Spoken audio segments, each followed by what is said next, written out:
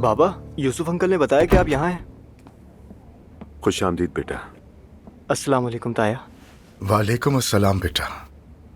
माशाल्लाह काफी मेहनत कर रहे हो। झूठ नहीं बोलूंगा, जी हाँ कर रहा हूँ, और ये काम मुझे पसंद है। अच्छी बात है, अल्लाह कामयाब करे। आमीन।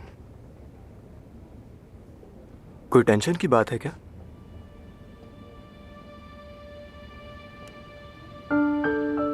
बाबा,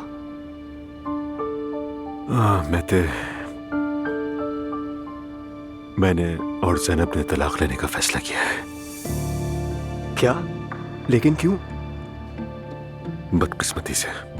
आप सीरियस हैं बाबा? हाँ बेटा, ऐसा ही है बस। लेकिन ऐसा कैसे हो सकता है? सब कुछ ठीक तो था। सब कुछ वैसा नहीं होता जैसा नजर आता है। मैं अपने घर वापस आ गया हूँ, दूसरा दरवाजा बंद हो गया। या अल्लाह, मतलब ये सब एक ही दिन में हो गया? एक के बाद एक सदमा मिल रहा है।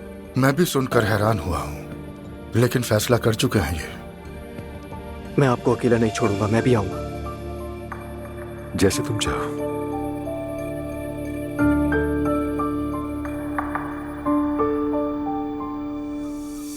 मॉम।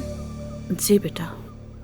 मैं चाहती हूँ कि आप उदास ना हो, लेकिन जानती हूँ कि आपके बस में नहीं है। वक्त आएगा जब मैं भी उदास नहीं रहूंगी, मगर अभी नहीं।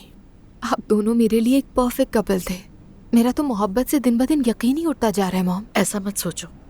हमारी जिंदगी अगर अच्छी नहीं रही तो इसका मतलब ये कि मोहब्बत पर से यकीन खो दो। मोहब्बत पर यकीन करने लायक बचा ही क्या है? किसी भी रिश्ते पर भरोसा नहीं रहा मुझे। दुआ, तुमने तो सब कुछ संभाल लिया है बेटा, जिंदगी दोबारा शुरू की है। मेरे ख्याल में खाला ठीक ही कहती हैं। उस खानदान का हर एक मर्द बुरा है। एक ने धोखा दे दिया, दूसरा किसी और से मोहब्बत कर बैठा है। बहरहाल मैं पीछे मुड़ के देखती हूँ तो ये सोच के खुश हो जाती हूँ कि सच बताने की हिम्मत तो की उसने। हिम्मत? लानत हो ऐसी हिम्मत पर। दुआ बेटा, तुम इन बातों की तरफ नहीं सोचो, ना गुस्सा करो।